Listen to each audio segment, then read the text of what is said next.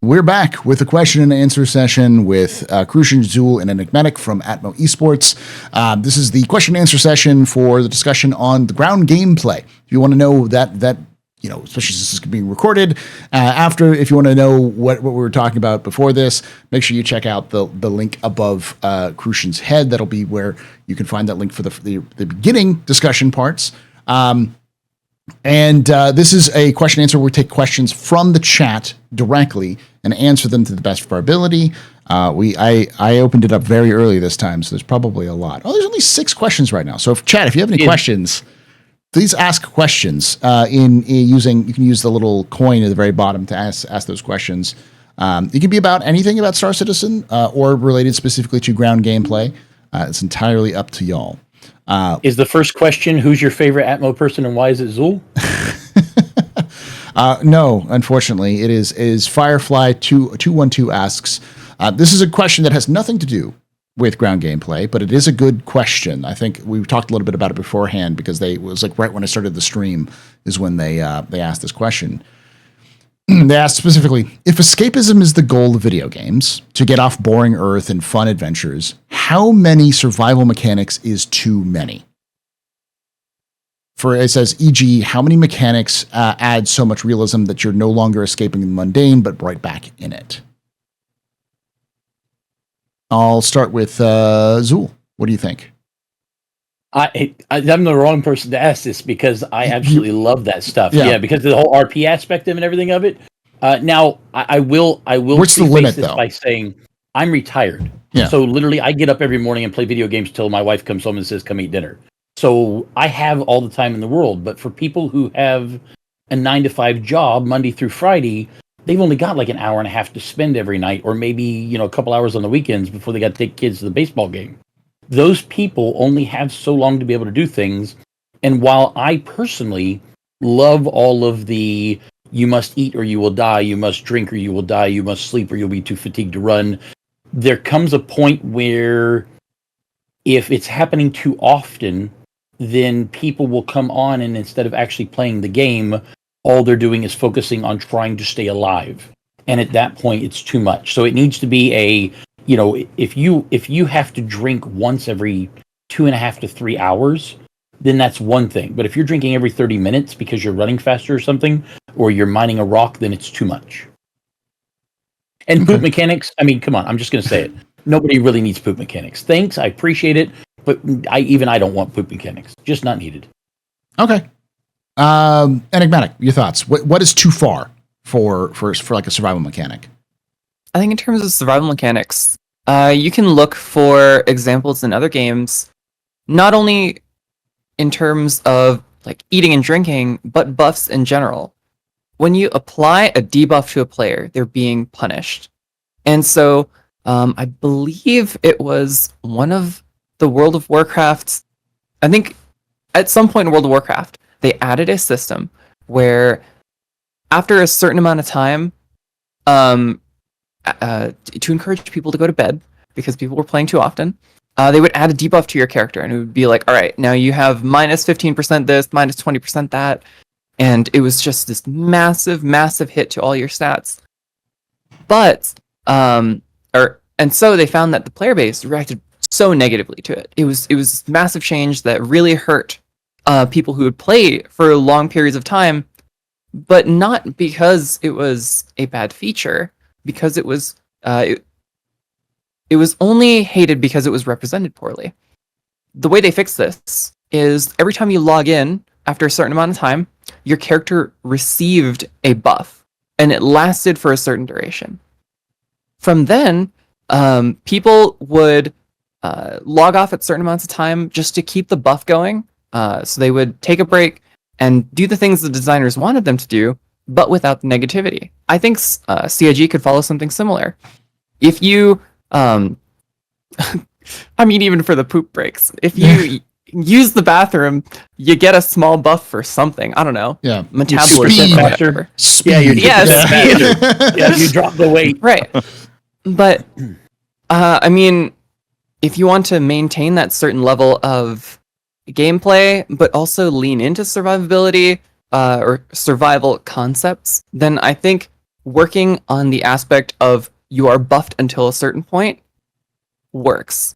And then you can also add like a capstone to that, where if you really haven't drank anything in your character for like 12 hours and you've just been going, then you can take some damage. Okay. Yeah, I'm a big fan of. I think generally speaking, the rule of thumb should always be, just as an educator, what we've learned for over the last several decades of looking at like education and how people learn is they don't learn from punishment, they learn from rewards. And Correct. And having some sort of benefit to your actions is better than having a punishment for not doing an action. So that whole action of carrots rather than sticks is a much better way of getting the behavior you want out of players. So if the CIG wants the players to behave because they're like, oh yes, please involve yourself in these survival mechanics, it becomes more about, again, I agree. I think they definitely need to do that. That sort of like, that find that where it's the benefit. I also think that survival works best when it's a background feature. Like right now, drinking and eating, it's something you think about, every couple hours. It's something you go, oh, right, I need to eat and drink. So it's sort of there in the background, but it's not like something you have to do all the time. You have to constantly worry about it. And when that becomes the main feature of just, stuff your face simulator, I think that becomes a problem. I think that's where the limit is. I think CIG is already kind of finding that good balance of, those sorts of different options. I also agree. I don't really know why they would talk about like poop gameplay and hygiene gameplay, because like there needs to be a benefit to it. And I think that like what they could do is have a benefit in the sense of like NPC interactions and reputation bonuses. Like if you take a shower, people will want to be around you more, which is a lesson that everyone should learn. Yeah. So maybe if you are hygienic, then you have a reputation buff whenever you do a mission, because people will might like you a little bit more. That sort of thing. So, but yeah, I like that the carrots not sticks approach to survival. So, how about you, Crucian? What's too far in terms of survival mechanics? I think you guys said it very well.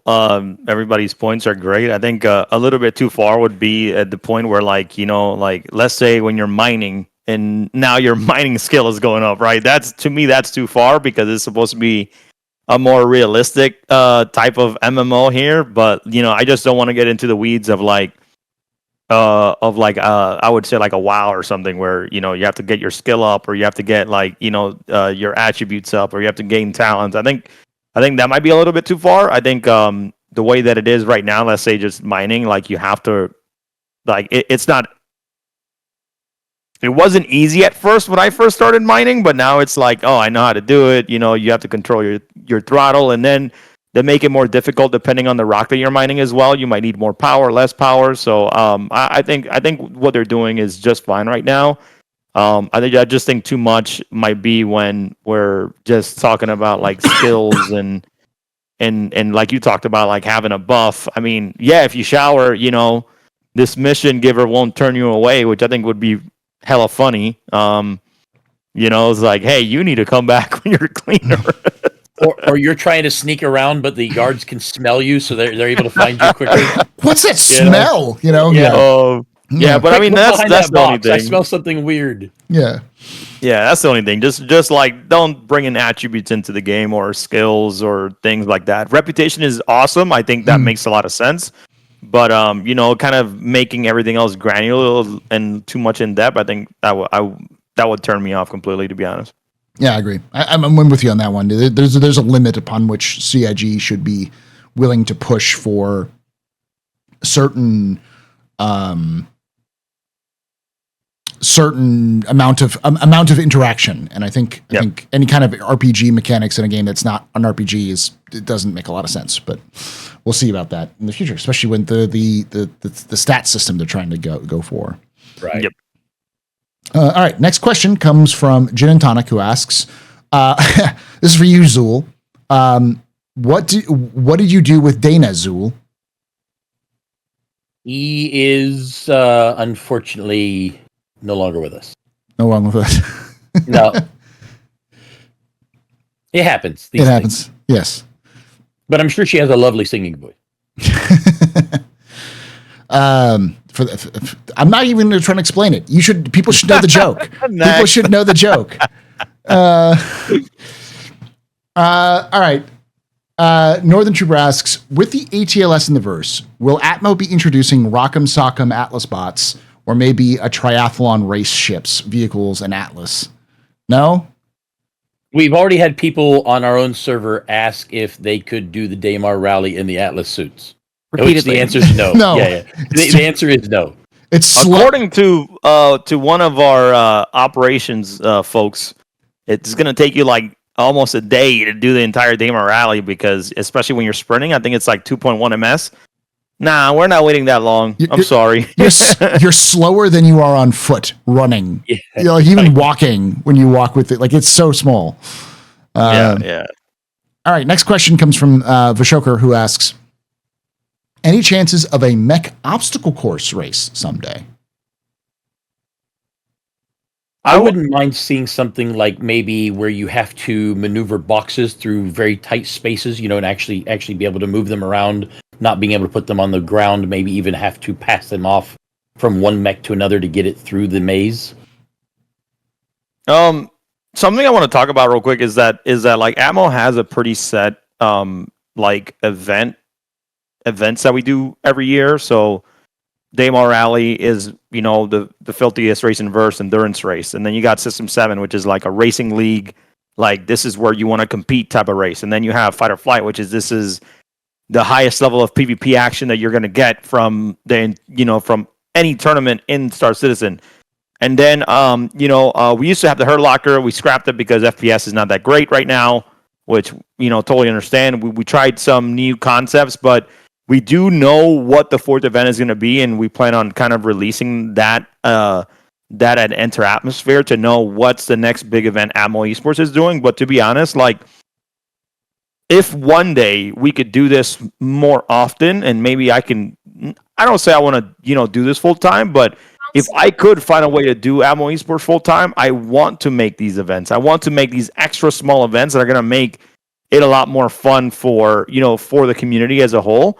Like, I would love to do a mech event or obstacle course. I would love to do a mining event. I would love to do something, like, we have so many concepts of events that we would like to do one day, like a style, like a low flying style competition. Like, we have so many ideas that we want to do, but time's such an issue for us, but if you're somebody in the community that wants to throw an event, like, we're always down to help you. People may be available and want to help you with it. So, come in the server and ask, right? That's the least thing that we can say is that, hey, these people can help, these other people can't help. But if you want to take a lead on an event and you want us to help you out, I don't see why not. It's just, it comes down to time, to our time because of all the events we're doing year round.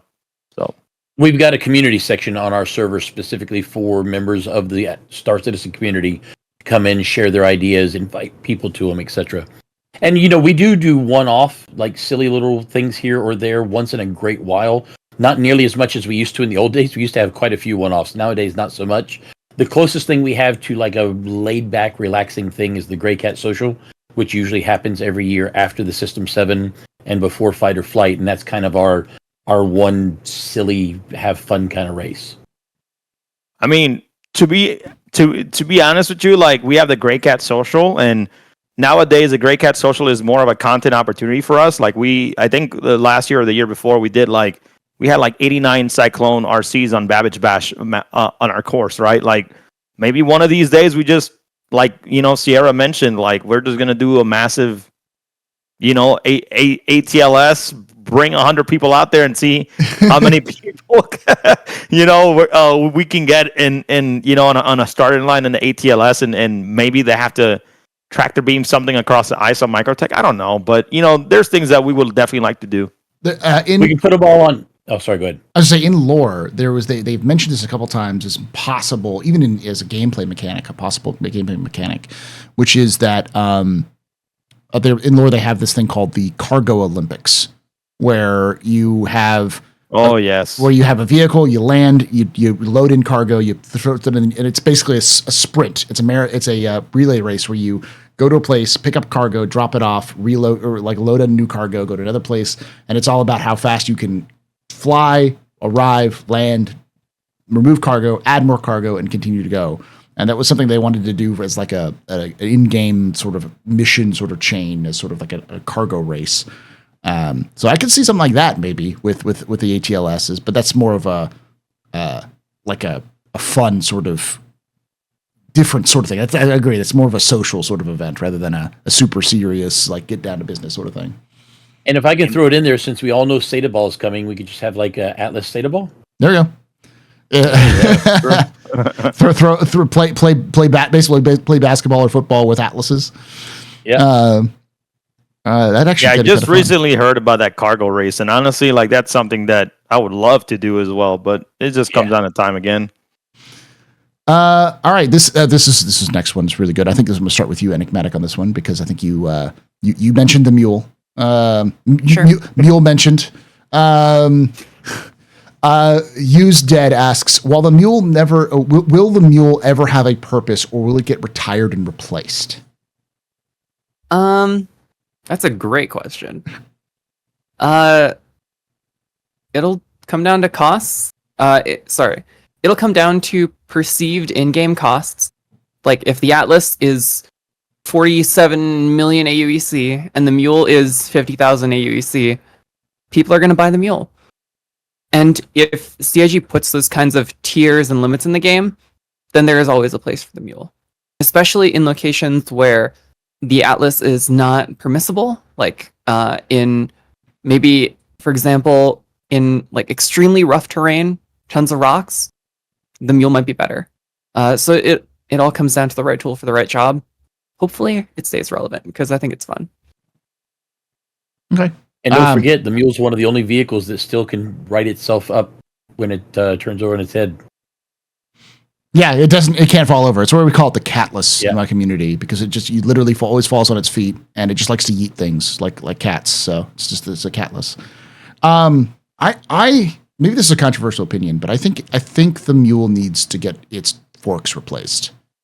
I think it needs to be replaced with a tractor beam, because it seems like CIG is moving away from the physical stuff. Either it's because it's just taken too much effort for them right now, or maybe they're seeing it's more valuable just to have tractor beams, because it seems like what they did with the Argo as well, with the MPUV. I think if they replace the forks with the tractor beam, it would be a little bit more useful. I think people would use it a lot more. At least an option too. Yeah, like a tractor field? Like being able to pick up a 32 SU crate. That's an interesting thought. You know, what do you mean by tractor field there, Zool? So it emits, instead of emitting just a single beam that grabs a hold of stuff and it rotates around that beam, it would be a field. So maybe it's 2 meters wide and 3 meters thick, and whenever you go to it and activate that field, anything inside of that field is now grasped, and you can move it around and drop it wherever you want, wherever you decide to drop it at. Like a gathering beam rather than a holding beam. I guess you could say it. I think that would probably make it easier, because it would be less jarring, because it would just be magic space beam rather than being physical. And when it's physical, people will always point out that the forks don't quite work, or it's clipping through. And I think CIG is very wary about the animations and how they will work, especially in an online game. So having anytime they can move things to beams, they seem to be doing that, because it's a lot more nebulous. It's a lot more like it's magic space stuff, so it's fine, sort of thing. Whereas so you don't have to ruin that immersion of but this thing is clipping through that and doesn't really kind of work. So I can see that. Yeah. If they really wanted to fast track that, they could probably just rip out the missile targeting just back end, and then rebuild it so that the targets are boxes. Yeah, reusing it as a target. You target various, because you can do multiple targets, so you'll be able to target multiples and then just grab them. Yeah, some very good points in chat saying that, hey, with the tractor beam you can only do one at a time, but with the forklift of the Mule, maybe you expand it, make it a little bit bigger, and then now it can hold, maybe an entire pallet if Yeah. that makes sense. Like we can start palletizing, up to 20 SCU and it can pick that up. That's a good use case. So, All right, let's move on. Heck, I think the Mule's the same size as an 8 SCU box, if I remember correctly. it's small. It is small. It's pretty Yeah. small. All right. Elwalk asks, question, why hasn't Paul returned any of my fan mail or commented on my Astro fan fiction? And I haven't received any of it, Elwalk. That's why. You got to tag me in these things. All right. Let's, Vishoker asks as another kind of funny one. I don't know if you'll get this joke. Asks, is Zool locked in old Greg's closet and does he want company or a rescue? I do not get the joke. Sorry. I forgot the name of the show. It's one of those Adult Swim shows. It was like a British, I think it was a British show before it became, chat will help me out. All I remember is I'm old Greg. I can't remember the actual show it's from. The Mighty Boosh. Thank you. The Mighty Boosh. It's this sort of off the wall British comedy. And old Greg was this ghost that lived in this, this lake. Yeah. It's very like LSD psychedelic sort of thing. So I will do my due diligence and look it up to watch it. yeah.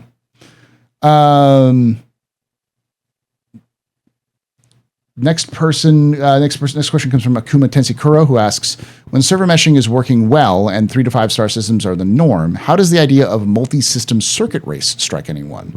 How about a decathlon style running across multiple systems where you have to fly, land, drive, disembark, run, and all in one race? What do y'all think? So I can tell you, and this is a spoiler that we're just going to give to the captain's table. Nobody else knows about this. You guys are the first ones to hear. No, I'm serious. I'm dead serious. Here we go.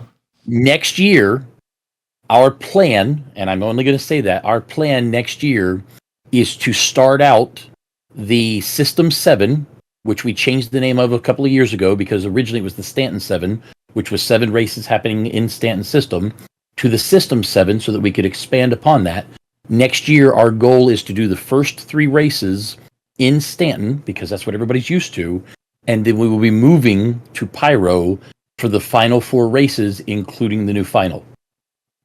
So moving from system to system is something that we absolutely want to do, and hopefully in the years coming, when we have 7 systems, it might be 1 race in each system throughout the entire season. It's going to be a lot of fun. Awesome. There we go. You heard it here first there chat. Do you have a name for it yet? Or do you have a temporary idea?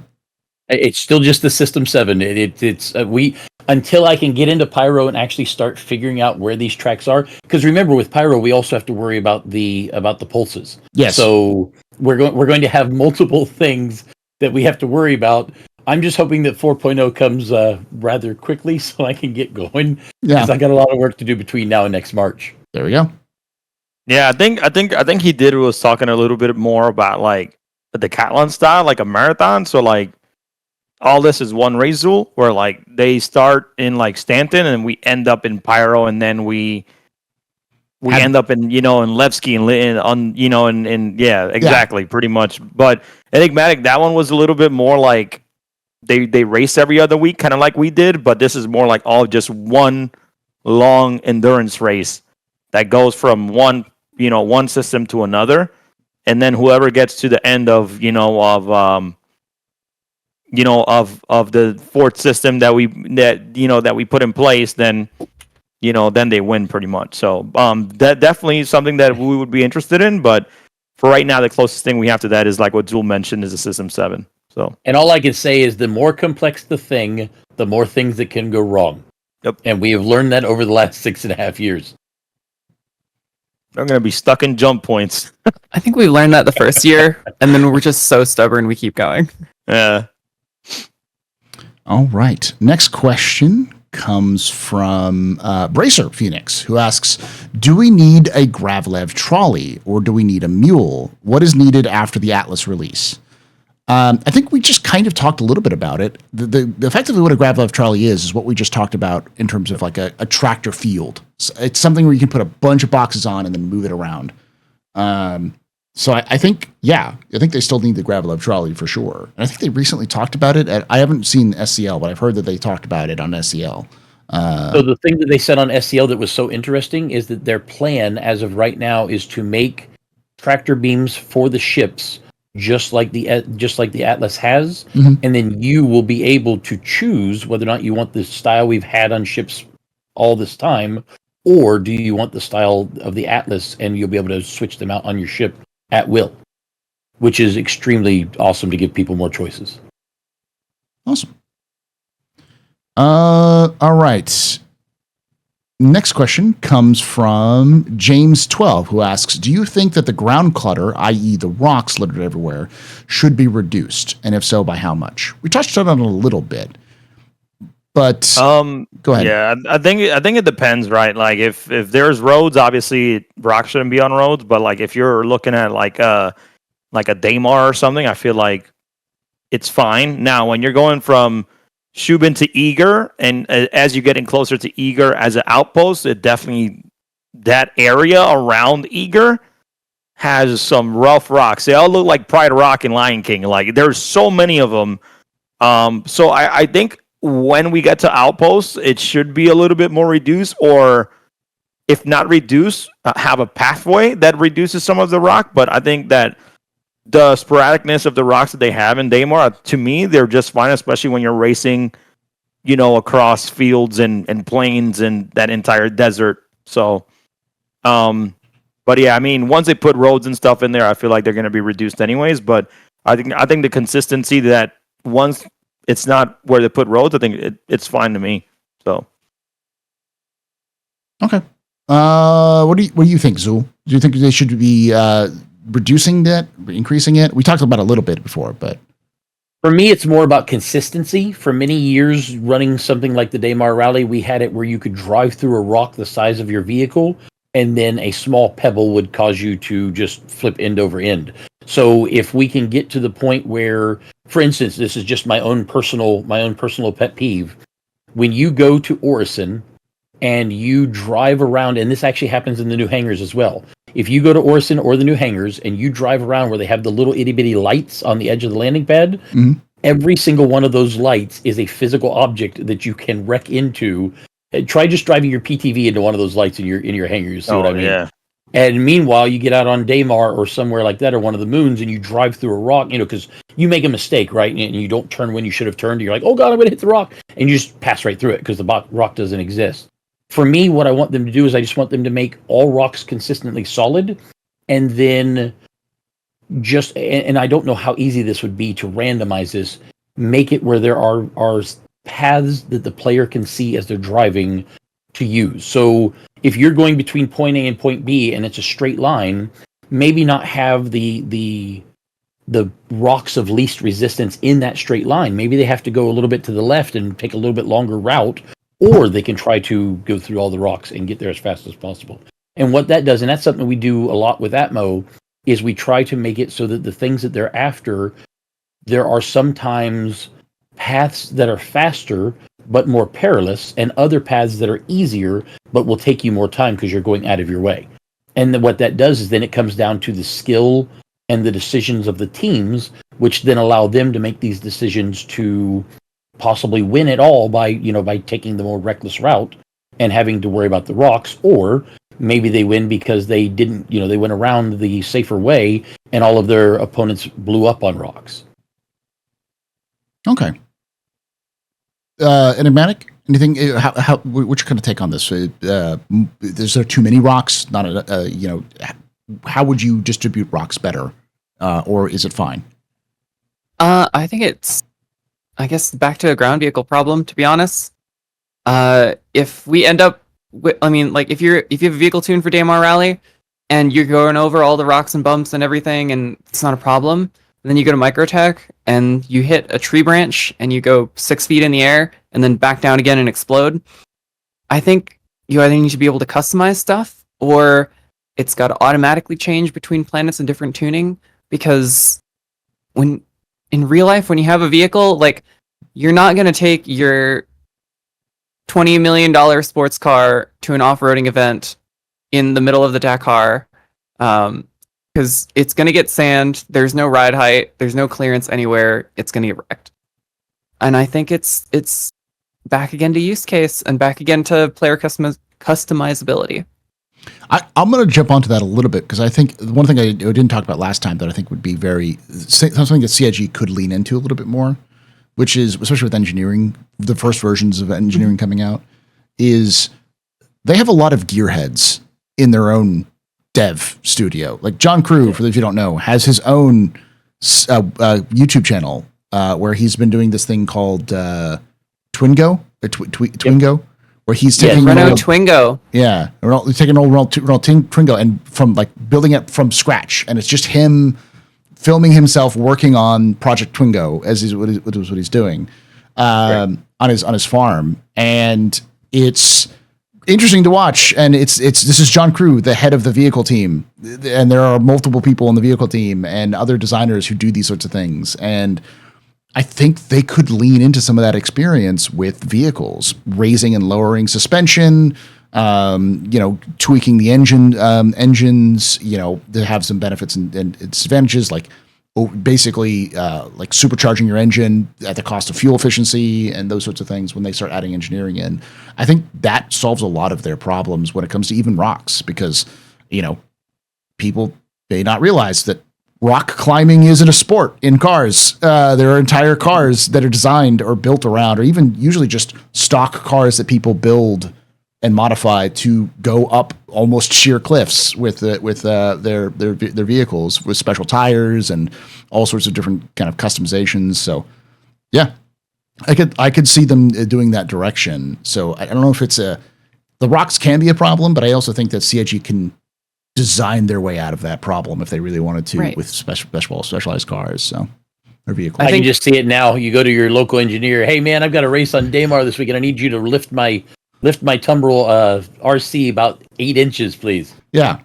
Or swap out for them desert tires rather than the snow tires or whatever. So, and then jumping onto that, we talked about complexity before and how we might engineer players out of the game by making things too deep.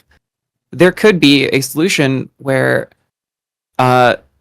CIG tunes a range, like a very simple range of settings. Mm-hmm. And depending on your gravity load that the vehicle detects, so whatever your atmospheric pressure is and whatever your gravity constant is, it'll put that slider vertically in that range in the spot where it needs to be, where it'll be okay. And then most players will be able to perform pretty all right in, say, the Daymar Rally, and then immediately go to the Babbage Bash or something like that. But for the racers who really care and they really want to go for it, tune all the settings. Okay, yeah, I like that idea. And there's two more questions adding on, which kind of go into more depth, and we can talk about this. Jin asks, does your rock density calculation change with the implementation of Maelstrom? And I think the implication of that is destructible rocks, with like smaller rocks being can, if you run over them, they crash. Like, say you drive a Nova over them, they just crunch because it's big heavy tank. Gotcha. What do you think that it's too much or too little once we have things like Maelstrom where you can destroy those rocks? I wonder if it's going to be that much of a microcosm, if you know what I mean.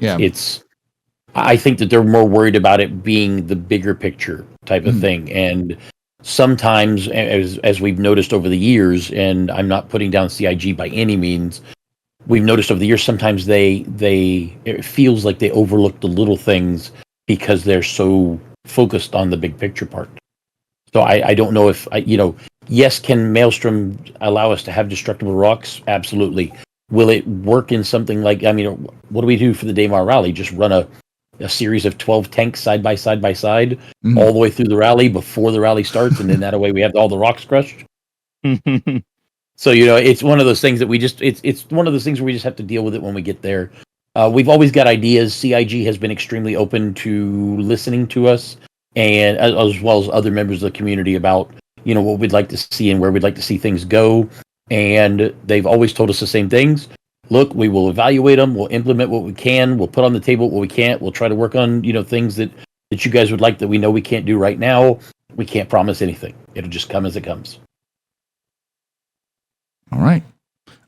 Next question comes from, there's another question, but I thought it was connected. It's sort of connected. But I guess we can just kind of follow along with that, which is Rimiko asks, when Maelstrom comes online with server meshing, do you think a Death Stranding approach to making roads and paths where people walk and travel the most forms a road would be ideal?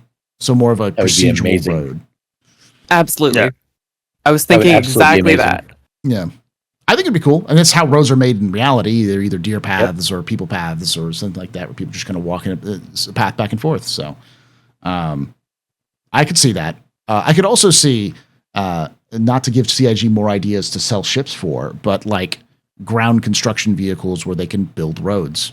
Just let players build roads. Because I'm a big fan of anything that has to do with the sandbox. Giving players the tools to build their own sandbox is a win in my point of view. And I think construction module for the Pioneer. Yeah. Or just like hey, put it on the Mule. Yeah. Some vehicle that is designed to build, just make it allow it so it can go forward and build roads in front of you. You feed it materials and it will build a road as it goes along, and you can just change the direction of where it wants to go. And so if CIG doesn't want to build roads, just let us build them and we'll build them. Like, you know. And I mean, this is 930 years in the future. So, you know, what will road building even be like then? You know, because obviously they'd have to make something that's fun, but also usable and works with their tech. So I don't know exactly what path it would take, but it would be really interesting. Like maybe hexagonal roads or something. Road beam.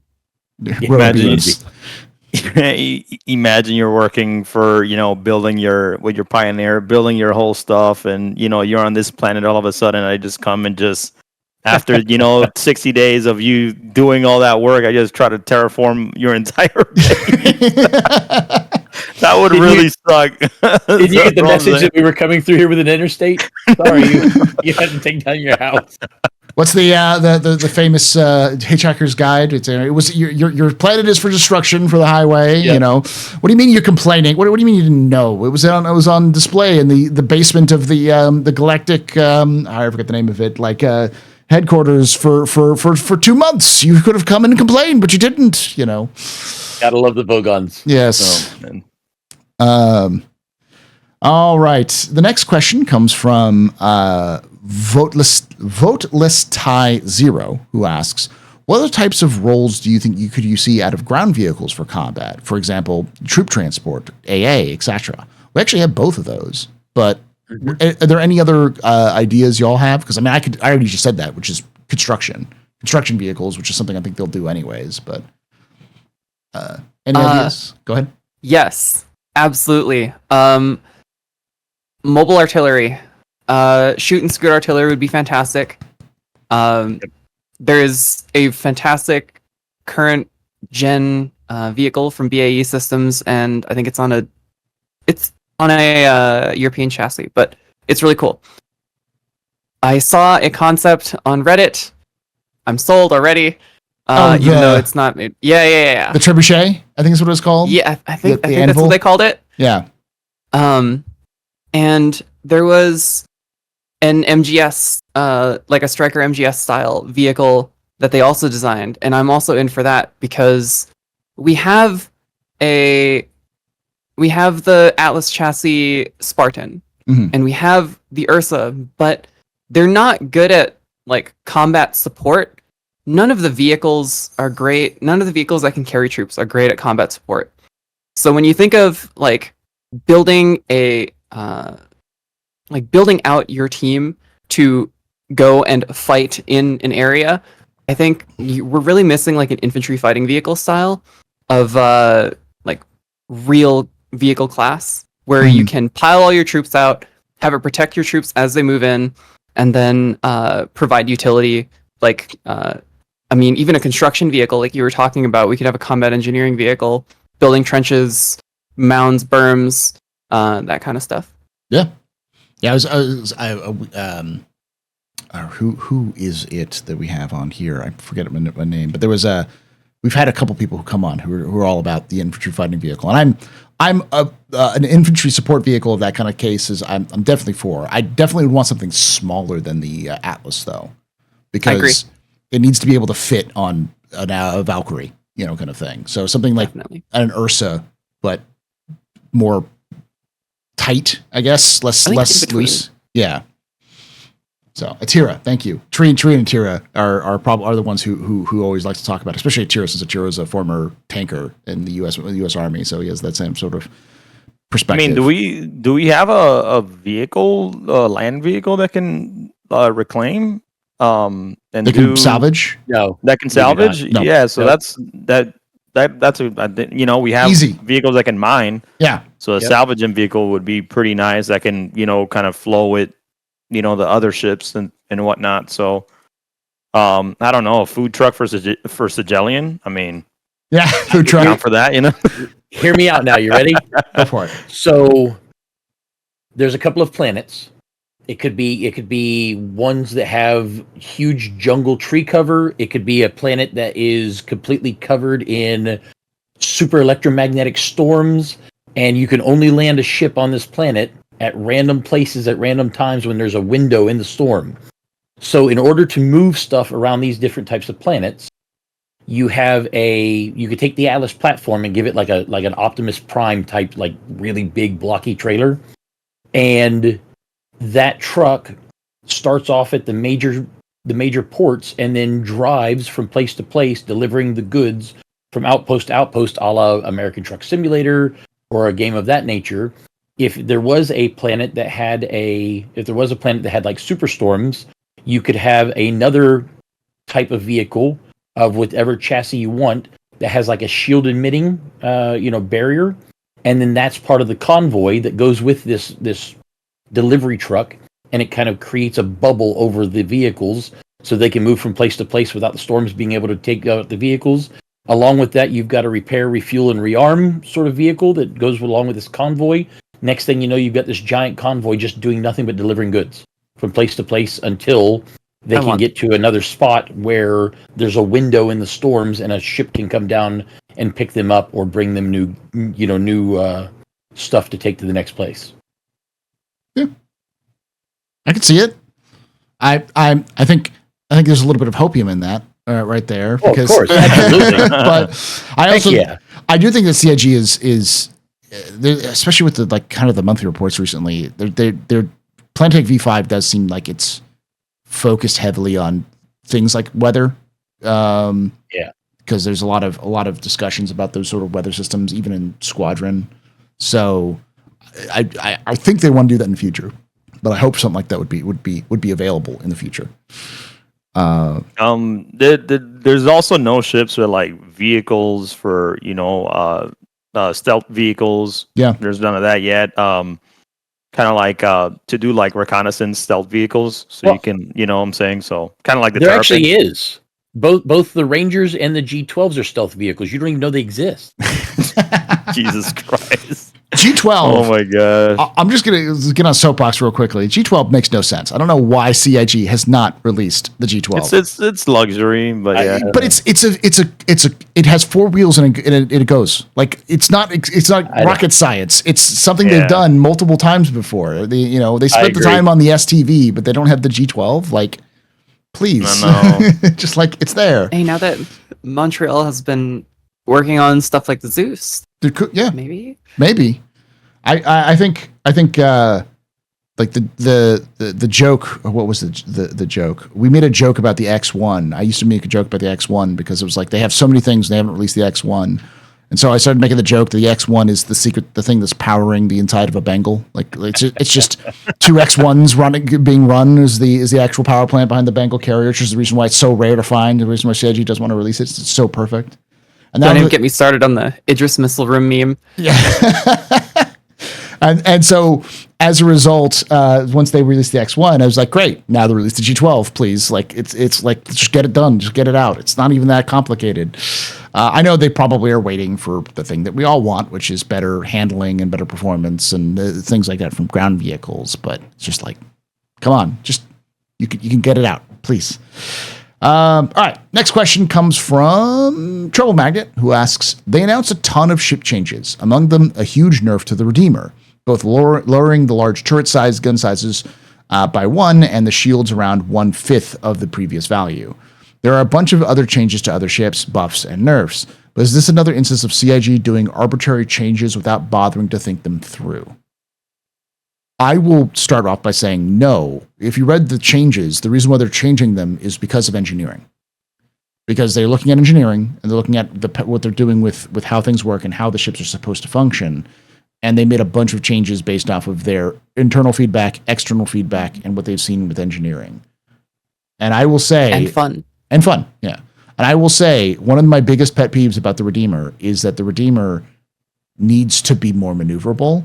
It needs to act like Gunship does, which is fast, maneuverable, nimble, can move around.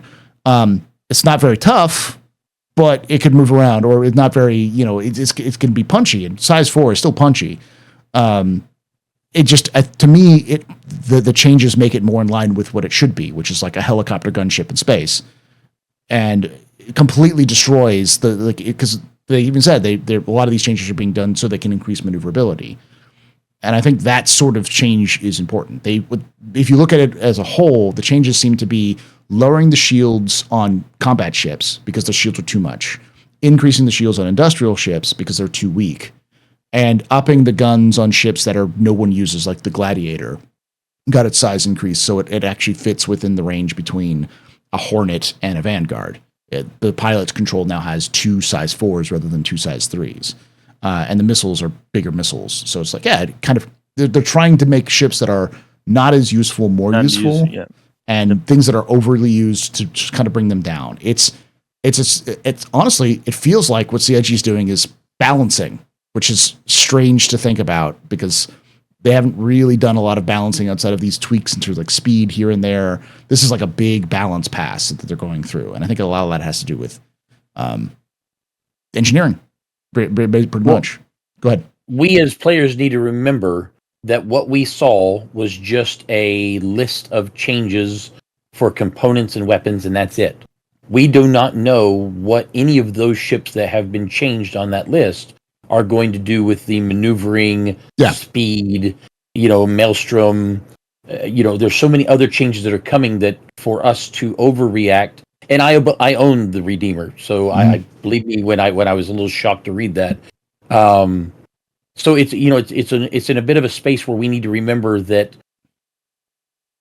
Read the information, keep it close to your chest, have your opinions about it, but wait before you say anything. Wait until it actually comes out with the new maneuverability changes as well, because for all we know, maybe the Redeemer now flies like an arrow. We don't know what's going to happen yet. Then melt it. I'm just kidding. I think it's important to keep in that's general and keep in mind is that these changes I don't think they're in game yet. I think they're being made for 4.0 with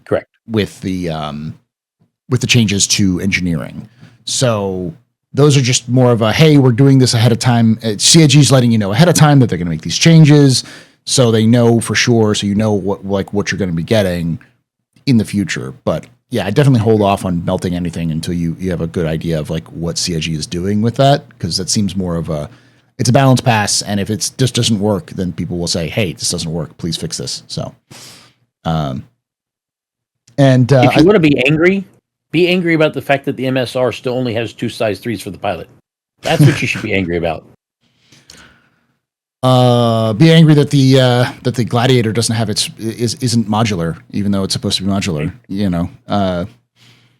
But yeah, the freelancers needs change. Yeah, talk about that. Jack of No Trades asks, I've been playing a lot of iRacing and Assetto Corsa, and noticed that there's no clear meta. Everyone has their own favorite car going for good lap times. How can Star Citizen achieve this balance in both flight and ground? Currently, it feels like there's always a best ship for certain conditions, with little incentive to use others. We talked about this a little bit. Go ahead, crew. There is a meta. Cyclone RC is the meta for ground vehicles. Mm-hmm. You're not beating that vehicle in any capacity, especially someone that like Herbie or Sanji that knows how to use it to its like capabilities. I don't think there's a meta there, but I think for ship racing, there's definitely a meta there. And it really depends on the course, but also the new flight model kind of sabotages that a little bit. So it's kind of hard to say, like every single racing ship right now is not doing well in certain scenarios, turning and braking, all that stuff that applies to ship racing. But yeah, I mean, for ship racing, yes, but for ground racing, it's just a Cyclone RC. That's the meta right now. For ground racing, Gravlev, obviously, I consider that to be a little bit different than ground racing. So the meta is which one you're most comfortable using, and kind of adjusting yourself elevation wise on that Gravlev vehicle to go faster or slower in certain scenarios. And it just all comes down to skill at that point, because I feel like all the Gravlev vehicles are pretty close to each other still. But yeah, that's my thought on that. Zul? I mean, Crucian is 100% correct. We need to be into a spot where it's not only having to choose a single vehicle, it's having to choose, as I said earlier, your choice of vehicle should be depending upon what it is you're trying to do. Are you trying to do more speed? Are you trying to not fall apart as quickly? Are you trying to turn better? Are you trying to, maybe another vehicle has a little bit higher ground clearance? And those should be the factors, and of course the skill of the person driving. Those should be the factors that help you to choose what you want to use for any particular competitive anything. And this goes the same way with the ships. If there is, for instance, I'm not a fan of Drake. I'm just not. I don't like the aesthetics. I don't like the way it's built. I don't like the way it works. I can't understand why anybody would buy one. I'm really sorry, Chad, but it's just not my thing. So when you say to me, "Hey Zul, do you like salvage?" I'm like, "Heck yeah, I like salvage. Great, here's a Drake." I'm like, "Wait a second.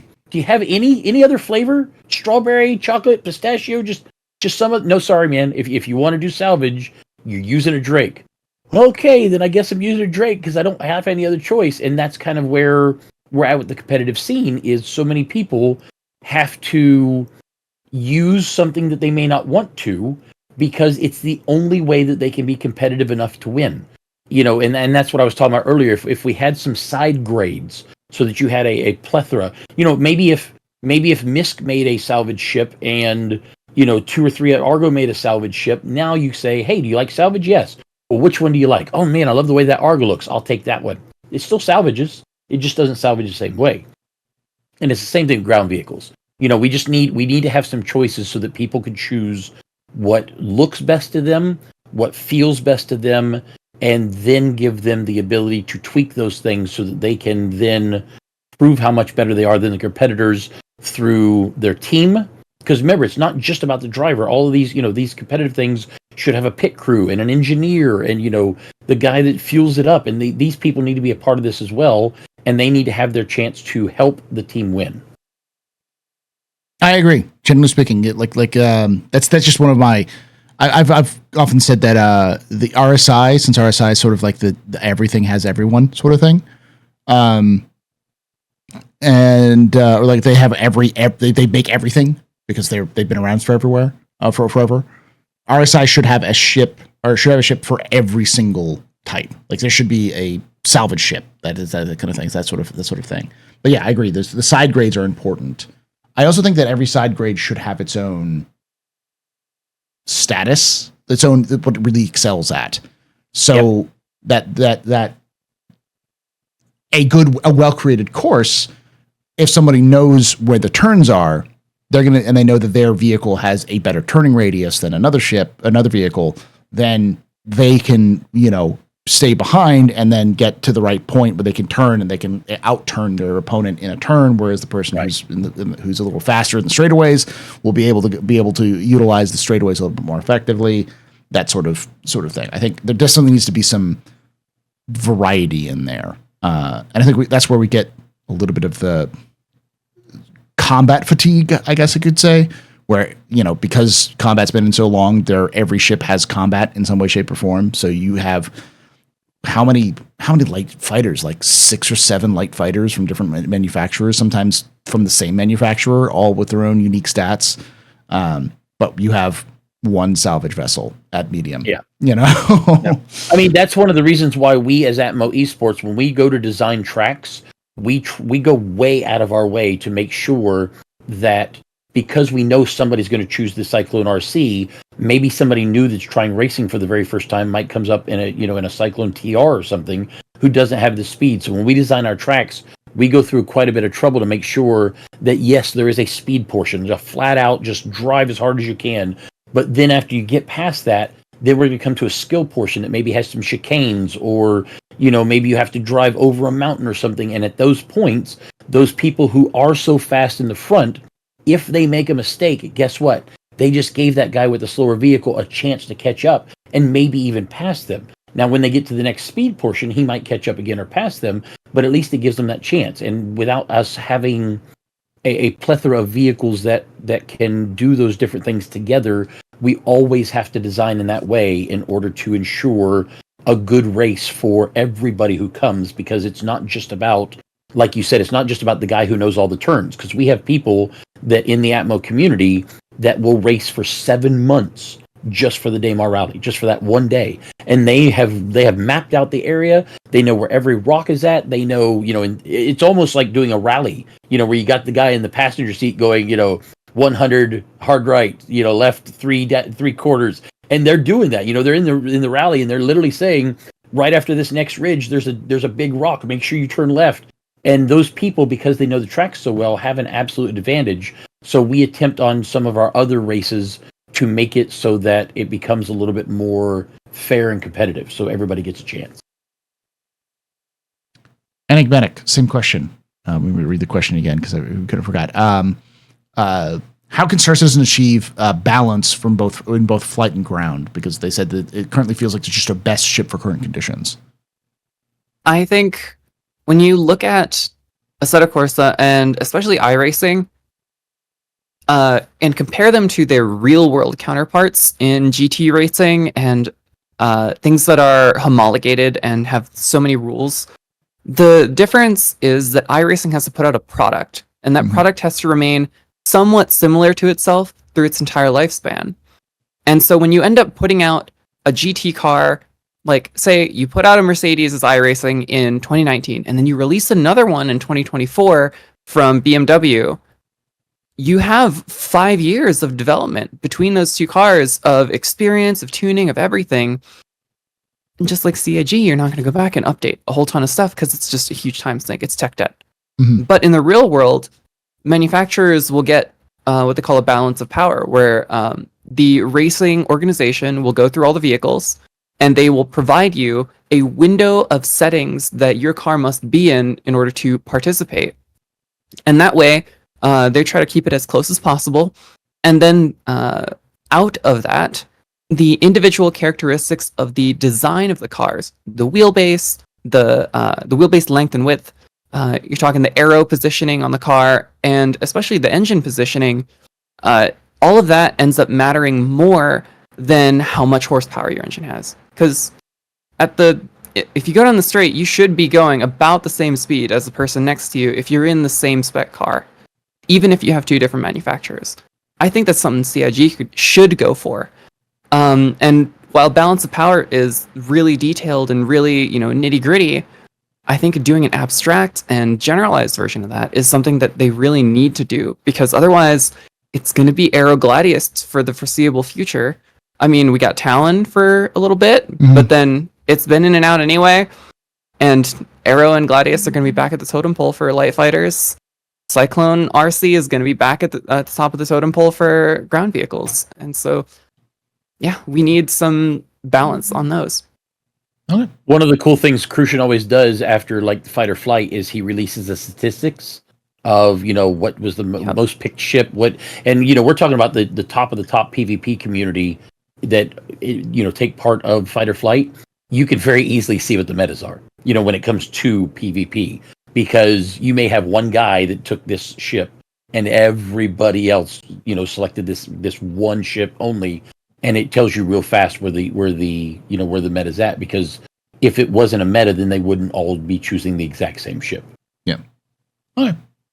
All right, we got 3 more questions. Remiko asks, with new scanning gameplay on the horizon, do you foresee proper signature stealth and tactical data link features to come online in the near future? Enigmatic, I'll start with you on this one. I don't think I foresee a lot of that coming. I would love data link. absolutely would love data link to be able to share information between teammates. But I think it's going to be bare minimum a revamp and redesign to make it more modular code-wise. But other than that, in the near future, we're not going to see too much of an update. Zool? I know they've got some plans. All I can say is I'm just excited to see where they go with it. Crew? I go with whatever Enigmatic said. Just make it simpler, because I haven't followed too much of that gameplay yet, and I just feel like they're, like he mentioned, like a lot of the times when they remake stuff is to make it a little bit more how do you say it? Complicated? No.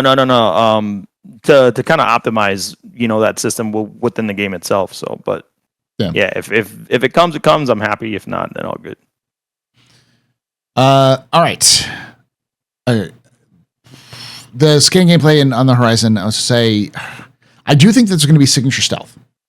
I think that's going to be part of the system when it comes to the new scanning systems. I think that's just going to be part and parcel with it. I really hope we get tactical data links, because it makes ships like the Terrapin useful and the Carrack useful. Makes those big globes function. It'd be nice to be able to link all the sensor data between each other, so you can see like the grand space of a battlescape. But I don't see them doing that yet. They don't seem to have that information. That's a brand new technology, and that's a lot more hurdles. That's going to be a lot more complicated. That's like an entire data CNC Yep. That's a role. That's a whole like gameplay loop that they have to build out beyond just, hey, blip here. Like being able to, they're going to have to find that and make that fun. Because seeing blips on screen generally probably won't be that fun. And the question becomes, how much effort do you want to put into a gameplay loop that no one's going to play, or that's going to be super niche? So they imagine. Yeah. Oh, sorry. Continue. Go ahead. Imagine deploying sensor buoys in your like the space that you operate in, ground stations, mobile ground stations, for like essentially acting as a wider range of limited detected, or they are very stealthy options for data linking huge areas that would not be accessible to your radar to your BattleNet. And I think that would be incredible. It'd be great. I want that, but I also know that I am not the target demographic for most of Star Citizen's features. Like I'm also the kind of guy who likes to just chuck boxes with a big mech in a hangar. That is my gameplay right there. I'm also the kind of gameplay that enjoys, kind of person who enjoys gameplay that's like, smuggling and being able to outsmart sensors and those sorts of things.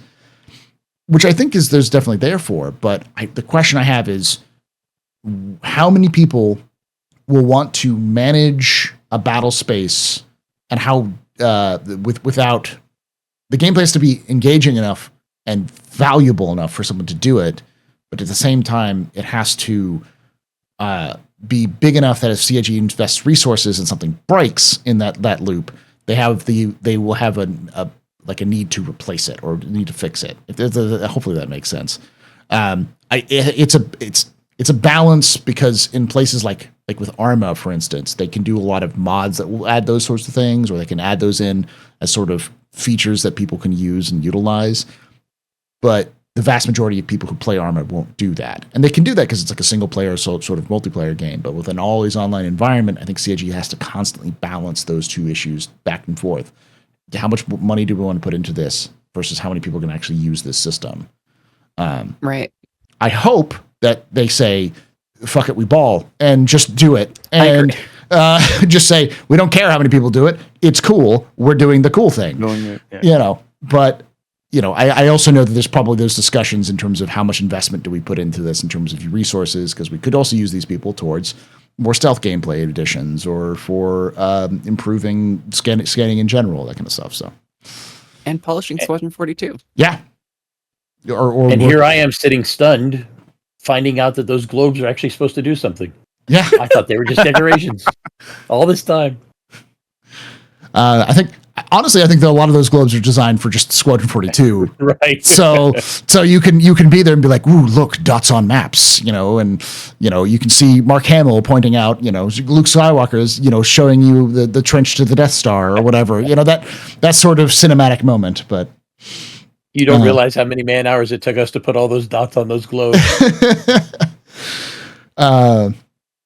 All right, we have two more questions. Jack of No Trades asks, similar to that question about the iRacing and the other one, another sim racing comparison. The level of tuning in these games is incredible. The tire pressure, diff lock, gearing, suspension, wing angle, etc. While I don't expect the same depth in Star Citizen, what kind of tuning do you think we'll see? I think we talked about this a little bit. Yeah, we did.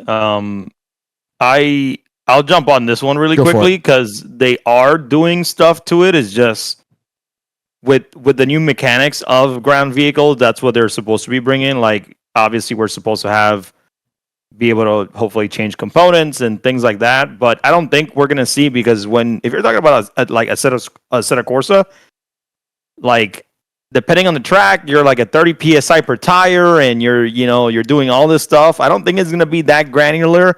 Again, when somebody asks about like survival skills and us not wanting to have like attributes like, oh, skill plus 10 on mining, things like that, I think it's not going to be the same for vehicles. I know like the Cyclone vehicles tires are supposed to like expand or something too. So I think once we have those like component changes, I think that should hopefully be enough to kind of give us like what we want to do with that ground vehicle. But I don't think like we're gonna be in that point where you gotta like, my tires are 30 psi, et cetera, et cetera. Maybe that's for like engineering when we have repairing in.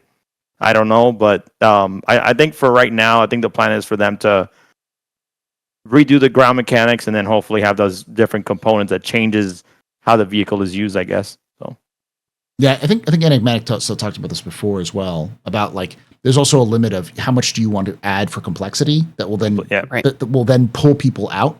So it removes people from the loop who aren't interested, but while also keeping it complex enough that people will enjoy tipping their toes in and maybe enjoying it a little bit more.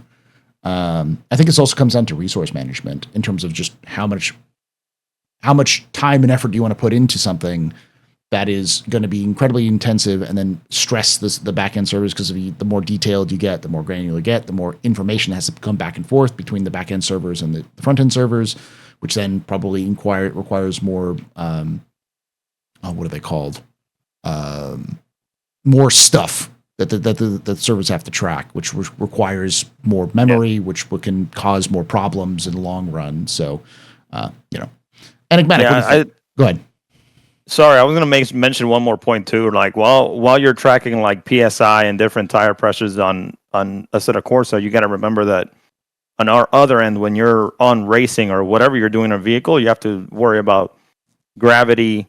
You have to worry about terrain. You have to worry about everything, right? And that's something in either iRacing or a set of Corsa that you don't have to worry about because you're just on a track at that point. So yeah, true.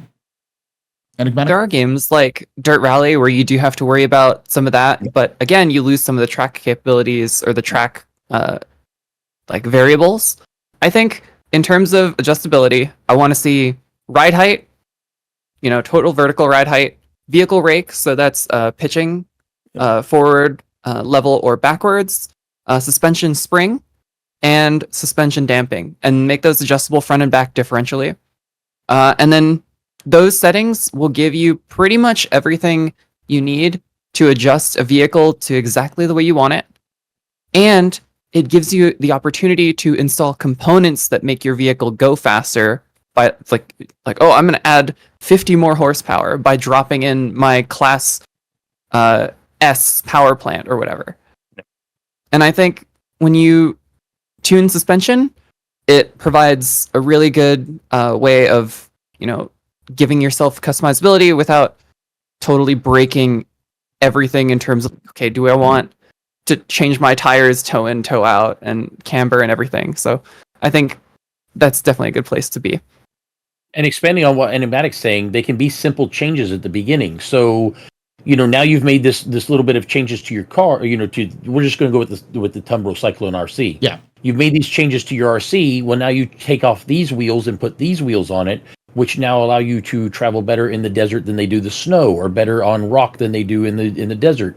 Now you put in a larger power plant, but this larger power plant now overheats quicker and also uses more fuel. So now you have to stop more often in order to get fuel, and you now have to put different coolers in there in order to keep that power plant cool. But by now putting these new coolers in there, now these new coolers are heavier, so now you've slowed down the car that little bit. And just those, and you could do 10 or 12 different changes like that, and the combinations of those 10 or 12 different things would allow the community to be able to test and compare, have chats about it. You could fill up Spectrum with just theory crafting on stuff, on what the best ways to set up your vehicle for this environment is, or this weather for version 5 of the of the planetary version 5, or this terrain, or even this gravity. I mean, like, when we race on Microtech and then we go race on Daymar, it is two vastly different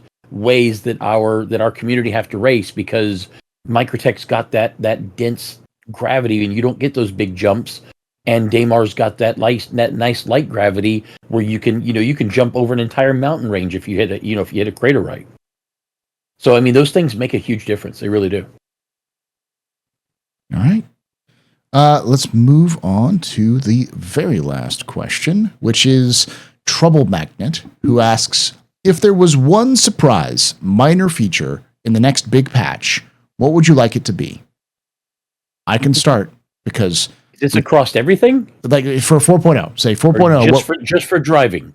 Just across everything. If it was everything. If there was one big surprise feature, just like surprise, here it is in 4.0. This isn't really a feature, but this is something that I'd love to see, which is Idris.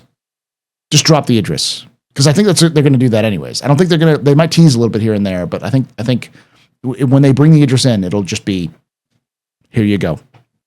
Idris is ready. They were doing that. I am torn between Bandu Merchantman and Terra.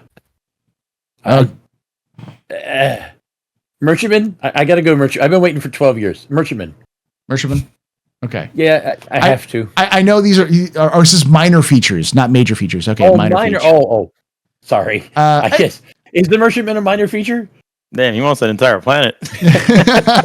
Entire other system. If we're talking minor features, I will say one of the things that I've been really hoping they do for a while now is, since 3.24 has come out, I should say, is bring back smuggling. Just bring back illegal cargo. Just slap some cargo elevators next to the drug dens. That's it. Just to have that. Just so I could start doing that again, rather than having to do cargo missions all the time. Ooh, minor feature. Cousin Crows. There we go. Actually working. Being able to paint our ships. Finally. I feel that's minor compared to the Merchantman. Yeah. Crew? I had the first one and I forgot already, but I think I got two of them. Number 1, spectator mode. Number 2, party management. I think party management is minor enough, to be able to, like, if you're doing some type of org work and you want to hide the party markers, or you want to only see a certain person, party management, I guess it is a little bit bigger, but party management, maybe like a first iteration, and then spectator mode. Those are the two that I would love to see. Yeah, our idea at Atmo for party management would be when you open up your Mobiglass, which already exists, and you go to the party, which already exists, there would be a little checkbox next to every single person's name in your party, and you just check mark the ones that you want to see, and don't check mark the ones that you don't. And that's it. Those are the only ones you see. Super simple. That would be a great one, Crucian. Enigmatic? Axis controlled camera controls for the third person camera. Yep. Give me focus control on an axis. Give me moving left, right, up, down, back, forward on an axis. Give me roll on an axis, so I don't have to buy a head tracker. Even though most people have, or I wouldn't say most, even though a lot of people who do a lot of camera work have it, just don't make it a requirement. There you go.